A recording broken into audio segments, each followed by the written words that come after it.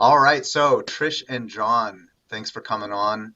This is the Ludus Ferozia YouTube channel, but I'm sure you guys are probably watching it out there on multiple different channels, Instagram, Facebook, wherever it is. Thanks for joining us. But we have an amazing two guests on with us today. This is technically our first video podcast. Um, and we have, like I said, some guests that I was not expecting to have on here as our first, and it's just awesome to have you guys. So, Trish and John, could you introduce yourselves and tell us a little about what you do? Sure. Um, my name is John Borter. I'm a practicing martial artist for the last 33 years now.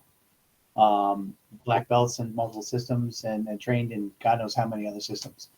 And I used to be a corporate trainer for many, many years, decades, as a matter of fact. And a couple of years ago, I decided that Irish stick was going to be my vocation.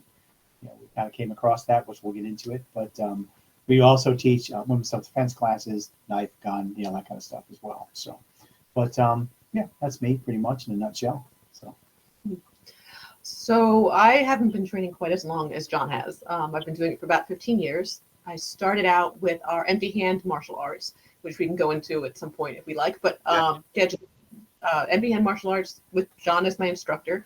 That's how I actually first knew him, was introduced by a mutual martial artist, relative of mine. And yeah, so started with the empty hand stuff, got involved with the women's self-defense that we do. And then a couple of years ago, got into the whole Irish stick thing from him starting it, which is usually how it goes. And then saying, hey, you'll love this / I need a partner, which is also how it goes. And so I was like, sure, I'll give it a try. And so that's how I got involved with it. So That's really cool. You guys got to tell me a little bit about your empty hand stuff because we teach empty hand here as well. The last time, John, you and I talked about our your women's self-defense program, it sounded strikingly and eerily similar to ours. It was very like startling. I was like, wow, interesting. So tell me a little bit about your programs you have for empty hand. Sure. We don't even know what to call it anymore. And I'll tell you why. My background started out like every other male in the United States, taekwondo.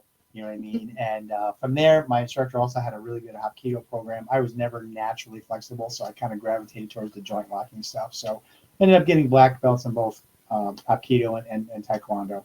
And I'm not saying anything about, I'm trying to impress anyone with black belt range, that kind of stuff. More impress upon people that I got a little bit of background. So rank means very little to me these days, at least for myself. I just love to train, love to learn, and love to teach. From there, I got involved with small circle jiu-jitsu, which really is a true love system of mine. I got to train with Professor Wally J and a number of small circle instructors, and that was a big turning point for me as far as that's concerned. And then I started kind of dabbling. I use the word dabble with the utmost respect in Filipino martial arts. Knife a bit, but primarily the empty hand side of it. And I started adapting some of the huba drills, the flows, the sinawalis to the empty hand stuff into the locking, because I'm a locker. And I became, I think, adequate at that, and it's done really well. So the closest comparison I can give you is probably Pan and Tukin, right? Filipino dirty boxing. I'm not a boxer. I train now. Most of my stuff is entering in and getting a joint lock and taking it down. I've been fortunate enough to train law enforcement, military, SWAT teams, that kind of stuff on takedown and control techniques. But that's really my thing. It's fast and fluid, and it just moves. As far as our system is concerned. As Trish mentioned, the Women's Self-Defense Program we started about 15 years ago. We trained more than 5,000 women along the East Coast. I had instructors in 12 countries at one point prior to COVID, and then everything kind of just tightened up a little bit, so we don't do it as much anymore. We like to hold a responsibility for the safety of everybody dealing with. So when COVID hit, we pretty much just said we're not teaching anymore. We're not teaching the larger groups because we won't teach for anybody less than say 20 people. We use that enthusiasm, that energy to keep people going. And I can't, with COVID on the rise and keep spiking out, we can't justify bringing 20 people into a close quarter area in our area anyway.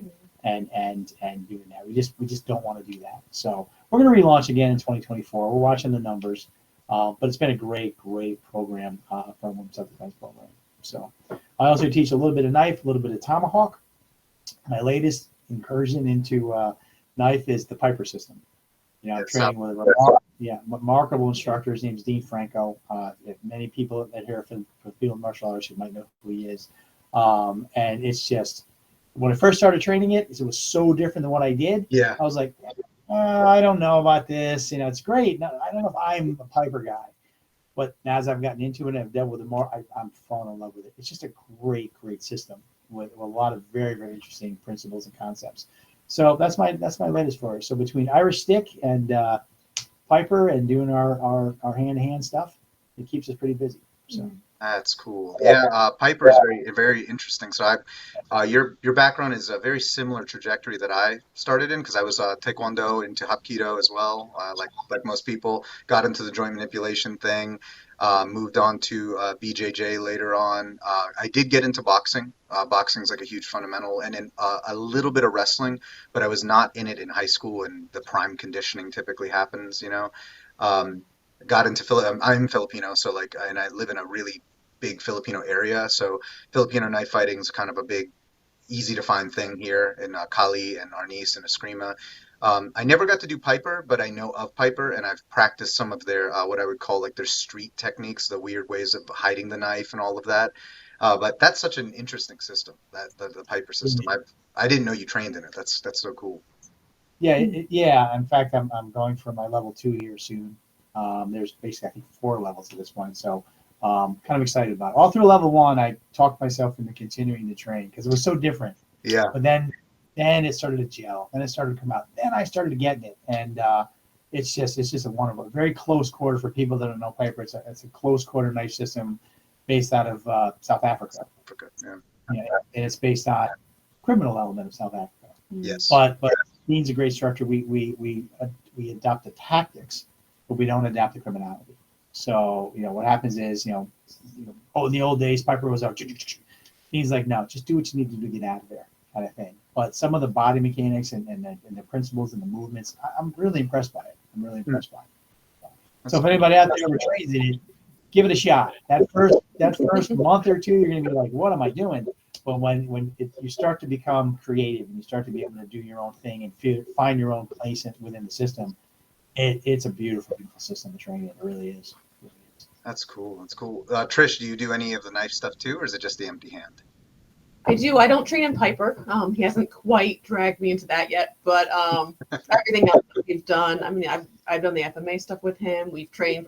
Doug Marcaida is a good friend of John's from way back when Doug used to train in his garage before he became what world phenom. Yeah. Well, he's over it was Rochester, right? Where he's based out of, and that's not too far from where we are. Couple hour drive, and so just you guys, they got to know each other, and oh my god. He was going back like 25 years now. Oh yeah. Oh my god, you got to talk about that. I'm a huge Doug Marcaida fan, so that's wild. We met him because I used to co-host or co-sponsor a pretty good sized martial arts event up here in the Northeast. It's called the Saratoga Martial Arts Festival. And one of my best friends, Dr. Stephen Perlman, who is an incredible martial artist. It's almost scary how good he is. But he's based on principle and structure. So he'll hit you in 3 inches and you'll fall on the ground. So he's not a big big spinner kind of guy. When I say incredible, it's not like he's doing the acrobatic stuff. He gets how the body's supposed to work, and he's amazing. So we met going back a number of years ago when he first moved to this area. I was teaching in a YMCA. I was teaching Hapkido when I thought I knew what I was doing. And he came in and said, hi, I'm Steve Perlman. I'm new to town. I'm looking for people to train. And then we met and we just garnered a really great friendship. I've learned so much from him on some of the body mechanics and the neurology and stuff. He took my martial arts to a whole nother level, just being friends with him. And Doug would come to that event, and a lot of bigger names would come to that event. We started out with Steve and I and I don't know, maybe 12 of our students. And the next year, why don't we invite somebody else to come teach? And ultimately, when we gave it up in 2015, which was our 15th year doing it, it's a lot. And we both, we passed it off to a gentleman named Mark Cardona, who's a martial artist out of Rochester, a Kung Fu stylist, and a JKD stylist. And he's doing a great job, picking up the baton and running with it, bringing in his own people. It's really great. So it's still going on. Here we are 24 years later. Mm-hmm. But we met some great people through that. I got to meet, Doug. I got to meet, Bobby Tabota. I got to meet, since Goldberg. I mean, just names that, and it was just a great venue to meet and share and try new things. And yeah, so it's been fantastic. It's been fantastic. So Doug came in, and I didn't know who he was. It was Doug, right? And I joking around once in a while when he says something. I go, "Hey man, I knew you when you used to teach out of your garage," that kind of thing, But Doug is so great. He's just such a great person, and he actually refers people to me in this area if somebody's looking to train. I don't do Markai Kali. I don't have that skill set, but he still respects what we do and really likes the path that we're taking. So, we try to get together and go to events for him to support him as much as we can. But yeah, he's a great guy. He really is. So. Yeah. So exciting. Like that, I wasn't expecting that. That kind of blew me away. So that's cool. A friend of ours, same kind of effect. He's another guy local in our area. He knows Jared Winghongi, and they were both on Funk. Doug and him were both on Funker Tactical on YouTube, which is how I found them. That's how I learned about them. But it's just so funny that it's two degrees of separation. Yeah. And that you mentioned that, I've never been fortunate enough to train with Jared, but in the videos I've seen, he is probably one of my favorite instructors. If I had to name the top three, it's Doug, Jared, and I don't want to say anybody else because they might feel slighted that they're not in the top three. But Jared and Doug are amongst my favorite. I've been fortunate enough to teach alongside Doug, do seminars together at times, and he's just a great guy. Who will cut you with a knife if you slice it to pieces. Yeah. Oh, that's incredible. I'm so happy and so excited that he's found the success that he's found. Oh, he deserves through it. Forge and Fire and doing some private trainings for different places in the world that I won't talk about, but he's great. I wish him all the best. So. Oh, that's cool. That's cool. I want to know a little bit more about what a shillelagh is. So, Trish, can you tell me a little bit more about what that weapon or what that item is? So, it's an interesting term. So, everyone kind of has a different thought, a different picture in their head of what a shillelagh is. But really, a shillelagh is not one specific thing. It's kind of a generic descriptor for basically a walking stick, essentially a walking stick. They can be made out of any number of different kinds of wood. We have one here that's made out of blackthorn, and that's kind of what people think of is that black stick with the spiky thorns. Mm-hmm. It can be made out of almost anything, and it just depends on the area, depends on what material people have available to them, but it's just kind of the traditional Irish walking stick / weapon that they will use to beat your head in if you cross them. So it's a very cultural thing though. Very, very deep-seated cultural phenomena for Irish folks. That's the one that we got here is blackthorn, and you can see the little spikes. Those are actually cut down. Yeah. The thorns are blackthorn. Blackthorn is actually a shrub. I like to go into my botanist mode. Blackthorn is not a tree. People think it's a tree, but it's actually a shrub. It grows wild, kind of like the way black raspberry does around here, where it's just like it just takes off. That's where it grows there, and it has these thorns that are 3-4 inches long. Yeah, and they're razor sharp. We've got craftspeople in our Facebook groups that go out and harvest it. Irish gentlemen that go out and harvest it and create shillelaghs, make shillelaghs, and they post pictures of themselves after they've spent a day. Hey, spent a day out in the woods, and they're covered. It looks like a bobcat took them apart. They're just like it's dangerous. I know, padded up and everything, and it doesn't seem to help. How come they're using blackthorn for the shillelagh? Is there a special reason for the wood choice? It used to be out of oak. Oak was the big wood way back in the day, right? And this is where we get into the Irish history. When the British, if you know Irish history at all, you'll know that the Irish and the British had a little spat for about 800 years. And what happened was the British would just abscond, and there's a shillelagh forest that is actually in Ireland, and it was huge oak forest. Well, apparently the British came and took all that oak wood and used it to build their ships. Yeah. So they had to switch. So it could be oak, it could be ash, it could be hazel. Is really popular. It could be white. What am I thinking about? Rowan. Yeah. Mountain ash. Mountain ash. Yeah. It could be white, right? Kind of thing. Well, to a certain extent, right? That's really a really funny kind of thing. John just said whitethorn, and there's blackthorn and there's whitethorn. Whitethorn is actually hawthorn. That's the name of the tree. And there's a lot of mythology in Ireland. If you're at all familiar with it, there's lots of myths and legends, and talk about the little people and the fairies and all this stuff. And the myth around hawthorns, leprechauns. Don't tell them leprechauns. That's a very American thing. But the myth around the legend around the whitethorn, the hawthorn, is that that's where the little people live, the fairies. And if you cut down the hawthorn, there's all kinds of stories around what you do. You have to leave them a little pour out of whiskey, or you can't do it at all because that's their home. So there's a lot of people that won't own a hawthorn stick. They will not. They won't make them out of hawthorn. I happen to own a couple. Just because I love it dangerously. It's a beautiful wood. It's really just the coloring. It's gorgeous. But yeah, you'll find 9 times out of 10, if you have a shillelagh maker, they'll sell you anything else, but they won't make it out of hawthorn. Interesting. Sorry on that. One of the sticks that Trish has is because there's a shillelagh maker in Ireland. His name is Declan Casey, and I will go on record saying that I personally think he's the best in the world. He's just a remarkable work. And he had posted something in the Facebook group, and our Facebook group is the Irish Stick. Shameless plug. It started out as let's get an Irish Stick Facebook page going, and we'll talk about that as we get into more about stick fighting. But it evolved into a lot of stick makers, a lot of cultural things going on. So there's a lot going on. And he had posted something that he made a hawthorn for someone. And then the guy read online about all the curses and all the things, so he didn't want it anymore. Cancel his order. So I said, "How long is that stick?" And he said, 34 inches. I'll buy it. Send it to me. Yeah. Right? Because that's so that's how we got our first whitethorn, first hawthorn stick. Yeah. But Oh man, it's a community on our Facebook page. So that's now, as your question about blackthorn, it became.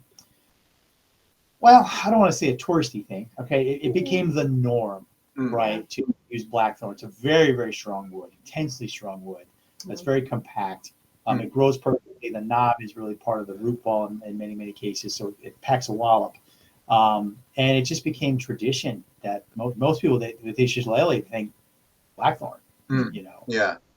Yeah. And when Trish said about shillelagh is kind of a generic term, it is, because people have different definitions of it. Shillelagh, some people say that the short ones are the long ones. Look, shillelagh has generally become a catch-all term. And then it could be a number of different specific traditional names, but, as far as we're concerned, shillelagh, it's a stick, 3 feet long or so, and you beat up people with it. So, but it's a pretty cool, if you look behind you, if you can see, I've got racks of shillelaghs. Yeah. These are my personal shillelaghs, by the way, well over 100. Yeah. Wow. Because when I loved it, and a few years ago, I just went, I like that one. Oh, I'll take that one. And over the course of time, it just kind of built up. Well, I noticed on a lot of the shillelaghs I've seen that you've shown me, the bulb or the root base is a very different color. Sometimes, I mean, it's like very beautiful, but why is it a different color like that? Is that the natural root, or is it colored that way? There's some of that going on, but they remove as much bark as they can around the root ball, and they varnish it just so it has a decent look, right? I've seen ones that are totally covered in, and they're still as durable as ever. But I think tradition is to have the lighter color head and the darker color shaft. This one happens to be natural bark. A lot of the ones people paint them. They'll paint them black, like a black shellac, and that's totally fine too. But my understanding anyway, my living understanding is that it peels off. If you're going to be striking something with this, I don't want bark covering it. It's going to come off, kind of thing. So a lot of times you see a different shade color up here, darker down here. But they are ripping it out of the ground. So yeah, I'll look at some that have that different coloring to it. Absolutely. And historically, that dark color came from the curing process. So blackthorn, to make a shillelagh out of blackthorn, and this varies. It could be very different depending on what wood you're using. Getting very technical now, but I'll try not to get too deep into the weeds. But traditionally, if you're using blackthorn, you would want to cure it, because you want to harden it, you want it to dry, you don't want it cracking, midway through beating up your neighbor. So what they would do traditionally is they would have a number of different techniques. Some people used animal fat of some kind, so butter or lard. They basically grease the stick. And then some people would stick it up in the chimney, they'd have this big open fireplace and just put it in the chimney, and the smoke and the heat would harden and cure the blackthorn. Some people would put it in whiskey and they would cure it that way, which leads to a whole nother kind of avenue around the name of our faction, the name of Shillelagh, and all that kind of thing. So, but yeah, that's kind of a traditional coloring, is that dark color. Nowadays, like John said, it's painted really. Some people used shoe polish. So really, whatever you had, it was the same thing with which stick you would use, what kind of material. Yeah. Look, whatever you had, if you weren't going to say, look, I have an ash tree, but I'm not using that because I have to have, look, you just cut down whatever you had at hand. Yeah. So yeah, a lot of history around that as well. So. And these things, you can find these in Ireland. Oh my God, people go to junk sales, garage sales, get one for like $5. You know what I mean? And I just want to move to Ireland and buy like 1,000 of them and then bring them back with me. So yeah, because it's not quite that inexpensive, that reasonable in the rest of the world. So. Well, who used? I'd like to go into the history of the use of it as a weapon, use of it as a self-defense tool, and also I'd love to know about your guys' system, the Doyle Irish stick fighting system, and how that came to be from that history. Sure. Well, the use of it in Ireland came from, again, the occupation by the British and the English over a number of years, and there's been a couple of penal law kind of decisions made by the British. One in 1695. There were some other ones that are involved in there, and I got to keep the exact dates. But eventually, they said no weapons for the Irish. Right, that's it, none, because it was an occupied country. Right. So they didn't have any bladed weapons, any swords, whatever the case may be. So they did the next best thing, and they went out and they picked up a stick, kind of a thing. So that became their primary protection tool. It also became their primary argument winner. Right. What happened was, because you're in an occupied country, there's an immense amount of stress. So they used Irish stick fighting at one level to basically just any issues they had amongst each other, any problems they had, they would go out and beat each other with a stick. They didn't trust the British court system, right? And so they would, you sold me a goat that was too short, or you sold me a horse that was lame or whatever, or you flirted with my sister, whatever that issue was. Let's go. And they go out there and they beat each other up with sticks. And in one context, you'd beat me with a stick, I'd fall down, you'd help me up, we'd shake hands, we'd go have a pint, right? But it escalated in a lot of ways to a glorified violence to kind of get all that frustration out. And so at one point, I think it was 1867, don't quote me on the date. There's a beach called Ballybunion where there used to be a racetrack. They had, the number may vary depending on the source that you get it from, over 2,000 people in a faction fight, and over 200 people died. Oh, so there's that fun, your entertainment aspect of it, like WWE, right? Let's go watch a wrestling match, get it out of our system. And then there was very severe and very serious, fighting that happened. So it kind of came from that, where the British said, no more fight, no more weapons for you guys, right? Kind of thing. So they had to use sticks. And it's interesting that you mentioned faction. So for people who aren't familiar with what the term faction is, the definition of it is just a group of people. They could be associated through just proximity. Maybe they live all near each other. Maybe it's a family. Maybe it's a church. Whatever it happens to be. Town or a county. Yep. Exactly. It's just a group of people that all have an affiliation with each other. And so what would happen is that you would have people that would get together, and like you said, 2,000 people, you'd have these huge groups of faction versus faction, just kind of battling it out. And it was at county fairs, it would happen at weddings, it would happen at funerals, anywhere where there was kind of some free space. And it really did kind of come a lot out of that frustration of, at first we're starting to just crack each other on the head, but now it's becoming, as time goes on, it just gets worse. It just builds and builds and builds. And so now you have from, Joe and Bill just duking it out over a horse. You've got the entire family involved, the entire neighborhood involved. And you have people who had, remembering these insults from 6 months. It just carries on and carries on. And it really got to the point where at first the British, their official kind of treatment of it, their perspective of it was, look, they're killing each other. Who cares? Let them beat the crap out of each other. Less for us to worry about. And eventually they realize that, look, it's making us kind of look bad. It makes it look like we don't have control over people in our land. So they started to really crack down on it and say, look, it's getting a little bit out of control. And that started, along with a lot of other kind of external forces, kind of acted to tamp it down, and eventually, turned into hurling, and it found other outlets, and so it kind of evolved and went away eventually. But at one point in the 18th, early 19th centuries, it was pretty bad. It was brutal. Wow. So. Wow. One of the things that's kind of interesting is that Irish people have always been hired out by whoever the overlord was there to act as mercenaries in other countries. So they would go out and they would go to other countries and they would fight, and they were given weapons to fight, swords, that kind of stuff. And then when they came back, they couldn't have those anymore.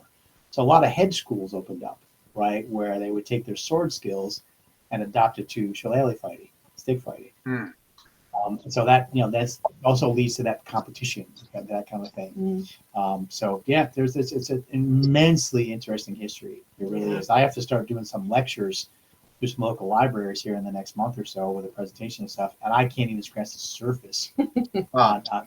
It's incredible, the history behind it, the mythology, and it's amazing. I have such respect for the Irish people. I have like a drop of Irish in me, just a drop.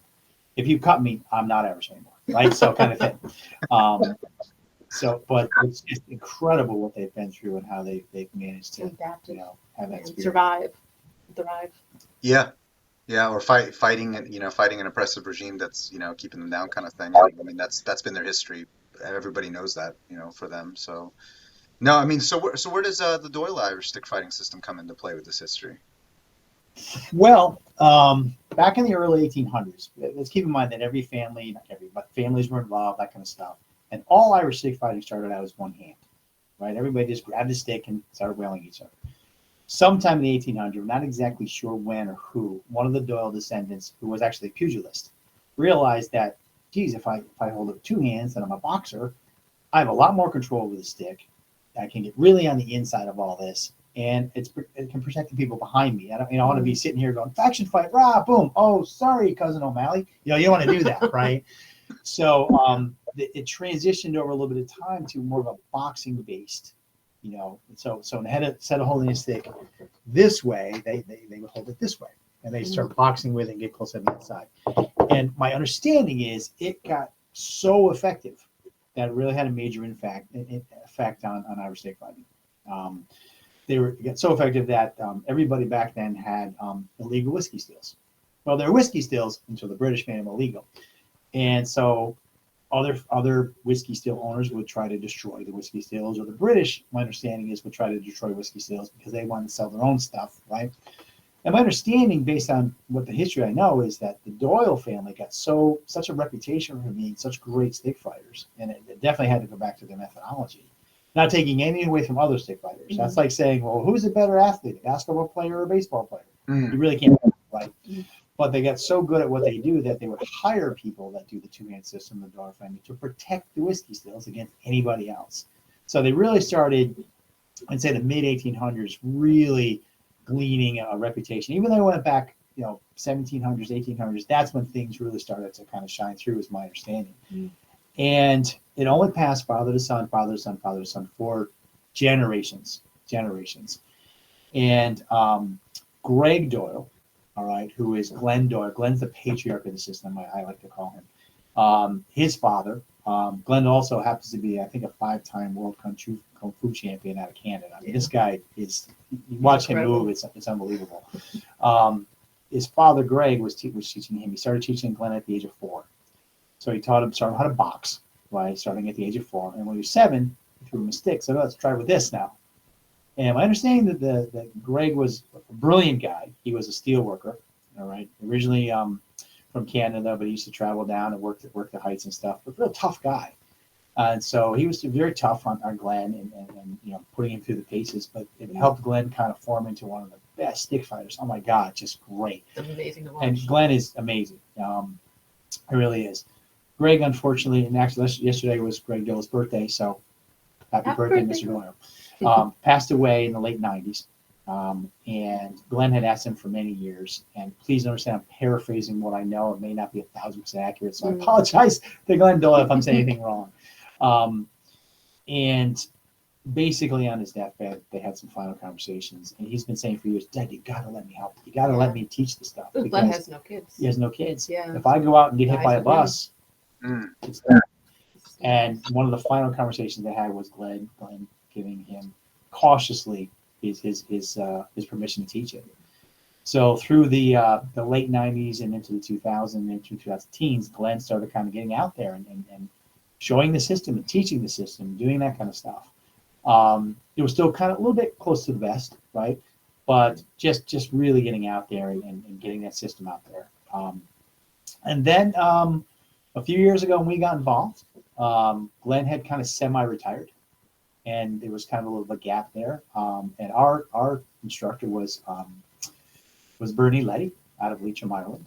And we happened to be training with him. And all of a sudden the announcement came through that Glenn made Bernie the head of the system, which is a huge deal. He's the first person without the Doyle surname to head the system.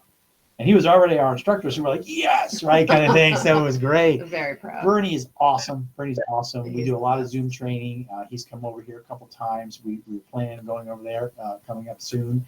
And just amazing. The breadth of knowledge this guy knows and how he presents it is just incredible.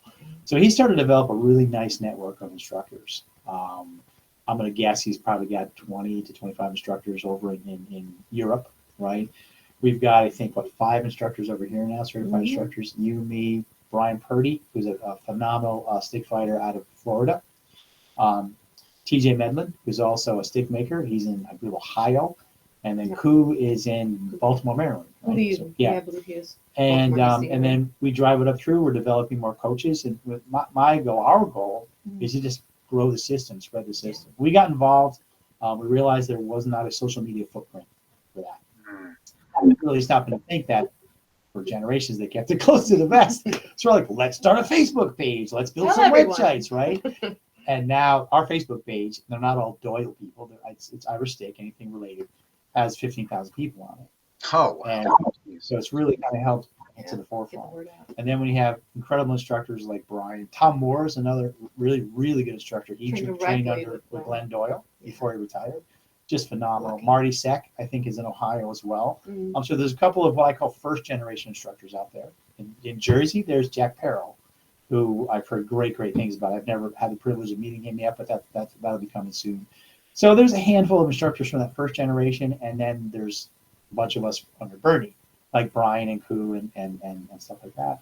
So we're starting to build a really nice network. It's really starting to expand out. It's starting to get the recognition that I think it deserves. It is a phenomenal martial art, and most people have never heard of it. We have Irish people that have never heard of it. Not even Doyle, just Irish stick. Yeah, just general Irish stick fighting. Yeah, that's wild. I mean, to be fair, I didn't know about it either until I was introduced to you guys. So, and then I did like the deep rabbit hole dive on it. And, I'm obviously learning even more now just talking to you guys. But that's crazy that even Irish people don't even know about Irish. We were at an event. We had a little info table set up, right? We've really made some close relationships with local Irish singing groups, also Irish organizations, that kind of stuff. Yeah. And we actually have five study groups, plus we do a lot of Zoom training, right? I think I'm topping 90 students right now between Zoom and study groups. So we're getting it out there. Everybody else is getting it out there. But we were at an event to kind of support a local Irish singing group, right? Triscaeli, just 3 wonderful ladies. They're just fantastic. And we were introduced to him by who we call our PR guy, right? Chris Shaw. He used to be a singer. He's kind of semi-retired now. So we got a lot of people in our corner helping us out. And we had a table set up. Got a little video going and some stuff. And this little old guy walks up. And he goes, I'm 86 years old. I was raised in County Cork. I've never heard of this before. I go, let's have a chat, right? And it's true. It's totally true. A couple of things happen. Here's my spin on this. Okay, is that the British did a great negative propaganda campaign against the Irish, and they would literally print drawings of Irish people holding sticks with monkey faces, and it started to look very bad for the Irish. The other thing was, I think the government was a little like, guys, we're occupied by another country and we're beating each other up with sticks. Not a good look, kind of thing. That's my pure speculation. So it was kept really close to the vest, and eventually, over the course of time, it got squashed, like you had said. It evolved into more of a hurley kind of thing. Now, hurley's been around for hundreds and hundreds of years, but I think the Gaelic Athletic Association kind of used that as a leverage to let's formalize this and give them something else to think about, kind of thing. But no, it's totally true. There's an Irish organization that I will leave nameless right now that we were prompted to go into and offer, let's do a seminar, let's do a lecture. They got back to me and said, we can't do this. We said, why not? Irish government will not allow it. They're a fundraiser of ours. They're a supporter of ours. They won't acknowledge the existence of Irish stick fighting. Now, that's speculation from this person, right? I can't say prove or deny, because I've also been told I can't find anything on that Irish stick fighting has been named a national treasure, right? But there's just that kind of political push and pull going on. There's that kind of thing. I tell people, Irish stick fighting is the world's newest old martial art, or oldest new martial art, because nobody's ever seen it before. Generally, I don't want to imply that it's invisible. But yeah, there's so many reasons why it's just not out there, and all the instructors and Bernie were trying to grow that out, trying to get it the attention it deserves. So. And the thing to remember too is that when some people call it a famine. Some people say it was not a famine, so I will respectfully acknowledge that this is not as simple as saying it was a famine. There were no potatoes. But when that whole thing happened, you had a huge percentage of the population leaving Ireland, some willingly and some not so willingly. I'm starting to read up on this now. There were a lot of children that were taken away from their families under the guise of we're going to offer them all kinds of future, and basically they were sold into slavery. So that's a lovely part of it. But you lost a giant percentage of that population. And so that, on top of the fact that when they came into this country, I'm a child of immigrants. My mother was born in Colombia and my grandmother was born in Sicily. So I'm no more than a generation removed from that whole diaspora and that experience. When they came to this country, the goal was to get the family assimilated. You didn't want people because remember, we were big on discriminating against the Irish, just like a lot of other groups in this country when they first came over. And so when people came over, they made the decision to kind of hide that part of their culture, hide their culture entirely, learn the language, drop the accent. How many kids that came over or people whose parents came over never learned Irish? You learned English, you spoke English in the home, even when the older generations spoke only Irish, you learned English, and that's what you spoke, because there was this whole idea of, look, we're trying to get something better for our kids. We want something better for our family. So we're not going to do the old country stuff, the old world things. And it happens in every ethnicity, every group does that. I see it in my family. And it happened in my family. Yeah. Exactly. So how much cultural stuff did you lose? And that was part of it. Yeah. That makes sense. Which is diametrically opposed to Irish culture. Yeah. Heritage is so important to the Irish. Yeah. So important to the Irish. And it got either cut off or dropped for whatever reasons. Yeah. Which brings up another point. Early in, I think it was right around 1820, a Doyle descendant came over. I've heard two things. I've heard the name Uncle Maurice or Uncle Carl, but the story is Irish that though, there's a Doyle descendant that had to get out of town, right? So we don't know what that means exactly, but he went down to the docks, and there were two ships there. He could pick this one or he could pick this one. He picked this one. That one went to Newfoundland, right? Where it actually turns out there's a huge Irish contingent in Newfoundland, and that's where the Doyle family settled, and they've since moved out to other parts of Canada. Thank God, because the other one, from what I hear, is going to Tasmania, right? So we wouldn't be sitting here right now if he had picked the other ship. But they came over to Canada, the Doyle family, in the early 1800s, kind of thing. So it's my understanding. So even Glenn wasn't born in Ireland, but he had an Irish upbringing. Or his dad. He said the town that they grew up there in Newfoundland, I don't remember, I recall the name of it. He goes, it's like Ireland. Yeah. You walk down and you meet the Doyles Irish. and the Murphys, and it's just it's amazing. So there's a huge Irish culture up there. And I found out recently in our area in upstate New York, there's a huge Irish culture in the Adirondack Mountains. Yeah. So we're starting to make inroads with that people because a lot of the Irish people came to Adirondack Mountains. So basically, Newfoundland was a big landing area, New York City was a big landing area, and Boston was a big landing area. Interesting. Interesting. No, I mean, my parents, I'm also a kid of immigrants. My parents came over, and I didn't learn Tagalog like I was supposed to, I guess, because they had the same exact thought. Like, we want you to assimilate as much as possible and not have any trouble when you're becoming an American. And, my dad joined the Navy, so he was already doing that. But, uh, they kind of regret it now, now that we have fully assimilated and, we have jobs and all that stuff. My parents are like, oh, I wish we had taught you this and that. But like you had just mentioned, Trish, I think the Irish had a very turbulent history in the United States where there was a lot of discrimination. So there was more reason for families to say, hey, stop speaking in our traditional ways, stop practicing our traditions, especially something like stick fighting that's going to be probably frowned upon anyway. Yeah, I can see how that would be lost in immigration. I think the stick fighting stayed alive up in Canada, right? I think the last recorded stick fight was in 1920, somewhere in New York City. Oh, it's in New York City. Yeah, Yeah. this has faction and that kind of, I wouldn't call it, necessarily the same context as over in Ireland, right, kind of thing. But that's my understanding. I read that somewhere. I want to qualify before I go further that all the information I come out with, I'm not going to promise it's 1,000% accurate, right? Yeah. There's so much information going through that we're trying to map out and that kind of stuff. Learn something new every day. It's just what I'm hearing from sources and what I read, and there's always something. Oh wait, that wasn't true. I'll change it then, kind of thing. So there's just so much to it. So we're communicating the best we can, but I'm not going to say. We apologize. We apologize if we get anything wrong. Let's put it that way. Yes. I mean, not our intent. that's the nature of figuring out history anyway, is a lot of back and forth and everything. And, I know, John, you and I talked about how, like, a historical, because we teach historical European martial arts at our school, and a lot of HEMA groups will oust you for not being quote unquote HEMA, which is so stupid because it is. But that kind of brings us to why we're talking about all of this in the first place. So, we're going to go ahead and plug this now. John and Trish are coming to our facility in Norfolk, Virginia on April 27th and 28th, and it's a rare opportunity for you whoever wants to sign up for this class. But they are going to be doing a Doyle Irish stick fighting seminar on the 27th and, of course, the 28th as well. And those tickets are open for sale. And if you guys could go just briefly what you're going to be going over in the class so that people who want to sign up kind of know what they're getting into. And if I understand correctly, it's going to be the same class both days, right? So we don't want people that it's like beginner and intermediate or beginner and advanced stuff.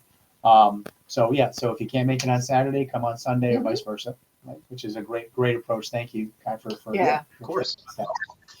So we're going to try to cover quite a bit because we're talking, I think it's 4 hours a day, if I'm not mistaken, right? Which we can really dig into the foundational basics, the footwork, the blocks, the strikes, because they're very, very different than a lot of martial arts. Now, and we'll get into a little bit of the history around it and that kind of stuff. So, we'll lay that foundation in the morning, and in the afternoon of both days, I'll start to get into a little more advanced techniques. I don't want to say super advanced stuff, but, not just striking and blocking and that kind of stuff, but hey, let's show you how we can manipulate the body with this. I'll show you some advanced techniques, advanced combinations, and talk about the history of how this could happen. And it's been very successful, those 4 hour kind of blocks, but we can put a pretty good representation of what Irish stick fighting is going to be like. We've got a pretty extensive teaching ability. We've done many of these events, so we're very comfortable coming into it. So yeah, it's gonna be a great time. It's gonna be a great time. We'll bring some loaner sticks for people, right? Which I have to get making, to be honest with you. We'll bring loaner sticks. What we do is we actually teach pretty conceptually, right? So people will say, "Well, I'm never going to carry Shillelagh." Well, first of all, I do. You do because that's what we do, right? But don't think of it as a Shillelagh. Think of it as a walking aid. Think of it as a cane. Think of it as an umbrella. Think of it as a hiking stick. The concepts that we teach through Doyle are universal. There's a lot of crossover, right, kind of thing. It's going to be great. It's going to be a good time. One thing I do want to kind of put out there, because a lot of times I'll hear this: "Oh, I do FMA. I know how to swing a stick." It's very different. It's very, very different. Or there's only so many ways to move a human body. That is true. But you know what? Maybe the 40 ways that they do in Doyle are different than the 40 ways that they do in Filipino martial arts. Or maybe when you cover part like footwork. Absolutely. A lot of the footwork you're seeing in Doyle is based on boxing and fencing. those are the main influences of the Lots system. of fencing. So that actually leads me to, so I have two final questions, but that is a perfect segue into one for you, John, is I know you talked about, and I wonder how controversial this is going to be with my because we teach modern and historical martial arts here. But you said that Doyle, or at least Irish stick fighting, but it sounds like Doyle specifically because it's two-handed, is kind of a link between historical European martial arts and modern combat or modern combatives like boxing and things like that. So is that true? And how would you qualify that? Yeah, no, I kind of would, because it goes back hundreds and hundreds of years. And some of the HEMA groups, Facebook, right? I joined. Has to be HEMA. Well, last time I knew, this went back hundreds and hundreds of years, even longer. If you could trace it back to the Celts, when you think about the actual sword work, if you really want to take that route, right? Last I knew, Ireland wasn't in Europe, and it didn't work. Okay, it works, right? It goes back, and it's developed, and it's because I'm sure Glenn added his kung fu work to it and that kind of stuff. But he tries to keep it as legitimate and hereditary as possible, authentic as possible, right? But there's always been some changes. His name is Doyle. He can change anything he wants, right? but no, I do think it is definitely a historic martial art. There's no question about it. Has there been changes up through? No doubt. No doubt. I'm sure Glenn has added stuff that his father Greg hadn't taught. Started out as two-handed. I'm sure they developed. Greg was actually a boxer in the Canadian military, so I'm sure that was a huge influence. It was already boxing based on the pugilists from the early 1800s, but I'm sure he's added a spin to it, right? Mm-hmm. Greg was a no-nonsense kind of guy. Mm-hmm. Immense amount of respect that people have for him too. But my understanding was, he'd go, okay, what are we working on today? Whack. All right, I guess we're working on blocks, that kind of thing, If it helps at all, we did recently go to a HEMA event, an actual full-bore HEMA event. We were invited to come. They reached out to us. We went, and literally the entire group, we weren't sure what would happen. You never know when you go into a new kind of situation like that. And then, it is HEMA, so people don't always see us as being of that ilk. But we literally, I think we had every single HEMA person in the class, and they loved it. Oh, that's so cool. So it was probably 50 people in that class. It was great. Yeah.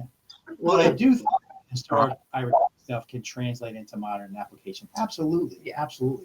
Even from the context of practicality, right? This is a training stick that we use. That's my personal training stick. I can carry that on a plane. It's a walking aid. You know what I mean? I don't know if I'd be carrying this on a plane. I'm sure TSA would have something to say and I'd never see it again. But no, I think the historic principles, concepts, and techniques that come from Doyle translate really well into modern application. In fact, we're talking about doing a hiking stick self-defense class for a local women's organization. We did women's self-defense for them up there. It was phenomenally popular. And we've kind of kicked back a little bit because of COVID and because everything we're doing. But we're talking about offering that up. We're talking offering Doyle sticks to disabled veterans. Mm-hmm. You know what I mean? To help them with that. I'm working with one of my students now who's very big in the Wounded Warrior Project. Yeah. And he's going to help us kind of offer up what we want so these people can value from it. Mm-hmm. One thing to keep in mind is going back. The Doyle system is battle tested. Right, it's been through the fights. It's been through the trials and tribulations of Irish history and Irish culture, and it's effective. It works. It works, and that's what we like about it. So and one of the things that I think appeals to a lot of HEMA people that they don't even really realize until they start doing it is that HEMA is awesome, and I've always been really intrigued by just all the different historical martial arts out there. Just really cool, the different weapons, and it's just always something that's interested me. But what sometimes can be lacking is you don't get that realistic application. So where you could train with a foil and you could learn how to fence or a rapier, is it really something that you could use if you had to day to day? And this kind of leads to what we do when we talk about Doyle Irish Stick. We do, there's really three things that we focus on: it's fun, fitness, and self-defense. So it's a lot of fun, as any 3-year-old who's picked up a stick and run around the house trying to hit his brother with can tell you. Picking up a stick and hitting people with is just a lot of fun. You're moving, You're always moving. It's not a kind of really high level athletic endeavor. So you don't have to be, anyone who wants to maybe come and check us out, don't worry if you're not an MMA guy, or you don't have to be 20 years old and super flex. We have students right now from the age 7 to the age 76. Exactly. So. But you get a little bit of a workout, which is great. And then there's the self-defense aspect, which is really, it's something that a lot of us, I'm a woman, we've got a lot of students who are a little bit older and sometimes can be targeted because of that. So hopefully no one will ever need this stuff. But you know what, if you do, it's really nice to have a couple of little tricks up your sleeve that if you're walking along with your little cane, your little walking aid, you can pull something out if you have to. So yeah, that I think really is the part that I think a lot of HEMA people don't even realize that they're going to like until they start doing it. They go, oh, this could really work. So it's a nice compliment, I think, to the kind of traditional HEMA stuff, which sometimes to my mind can be a little bit more esoteric, a little bit more specialized. Lots of fun and totally legit, but doesn't always translate to something you could use. So that's what I think really does add to that whole kind of world of HEMA, in my mind anyway. And it's such another good transition, because my last question was for you, Trish, and you already kind of answered it. It was and I'll ask it again because maybe you missed a few things and you want to add on to it. But who should attend this seminar coming up? Who is this for? Let me interject one thing here, because Trish, I don't know if anyone noticed, but Trish says, I'm a woman. So if you didn't notice that, she's a woman, right? So, but frankly, and I say this with the greatest of pride and love, she's the only woman, as far as you know, the only woman Doyle instructor in the world. Yeah. So it says a lot. Yeah. Really does, so. I'm glad you asked that, because I was actually going to segue, not that part, thank you. Thank you, sweetie. But the part about who can do this, because that was kind of front of my mind when we started talking about the seminar. So I love that you pulled that out, because I wanted to touch on that. And absolutely, literally anyone can come. You don't have to be an athlete. You don't have to have done a day of martial arts in your life to be able to do this. All you really need to be able to do is to hold the stick. You can even be sitting down. You don't necessarily even need to be able to stand. Like John said, we've got people from age 7 to 70 at every skill level you can possibly imagine, and no skill level. I am, as is probably very obvious, not a 20-year-old MMA fighter. So this really appeals to me because it's not about... I am. Let's get this straight. I'm at 20. Highway miles. But what I love about Doyle is that it's not about muscle. It's not about being bigger and stronger, because you know what? At some point, there's someone bigger and stronger than you. Yeah. It's about having other tools in your bag that you can use, structure and leverage and speed and all that sort, and having this nice little equalizer here that helps as well. So yeah, it really, anyone who's interested can come. Yeah. If this appeals to you and you want to learn more, come. If you don't like it, you can always leave. But if you like it, you might find your new kind of, love of your life. So. And there's a kind of a split screen on that a little bit, because one, it's open to anybody, right? But two, we also have to remember this is a martial art, and we, if somebody wants to develop into a very adequate Irish stick fighter, that's the option. Yep. That years ago, that was the only thing they would accept, right? But we open it up. We open it up. Our 7-year-old student, she's incredible. She's amazing. I should say she's incredible. Yeah, and she's hearing impaired, and just rocking it. She's doing great. She's doing great. Oh, so cool. Yeah. So when Trish says anyone, I wouldn't bring your 2-year-old, but you get what I'm saying. So, Well, it is funny. One of our instructors for the modern stuff, he works in the office with me, and he has a 3-year-old, and we have a theory. When you put a sword or a stick in a human being's hand, they become a chimpanzee. They just want to hit things and they go rabid and crazy. And so I always prove this point because, when I teach my HEMA instructors and I'm teaching them how to teach a class and essentially sell the class, like how do you get people to sign up? Put the sword in their hand and let them bonk something. And when they do that, you'll see the smile grow on their face and they will say, I will do whatever it takes to come back to this class. And so we do the same thing with the 2-year-old or the 3-year-old, Killian. And he's the second toddler that I've done this to. I say, hey, Matt, watch this. I gave him one of the wooden trainers. immediately just started talking gibberish and hitting the bob dummies, just couldn't control himself, right? And so it's a human thing to just want to hit things with sticks. And it sounds like it sounds like what you guys do is kind of the apex of that, you know? So really excited to have you guys on the 27th and 28th. I think this is a really awesome, rare opportunity for people in our area to not only use our wonderful new building to do an art that's this history rich, but to do it with two instructors that can actually show it to them, you know, face to face and not just over a camera. So we're just really excited to have you guys for the Doyle Irish. We are thrilled. Can't wait. Awesome, guys. Well, thank you so much for the interview, and we'll definitely be seeing you guys on the 27th, 28th of April. Thanks for having Sounds us. good. Thanks, Mark. Thanks, guys. Bye.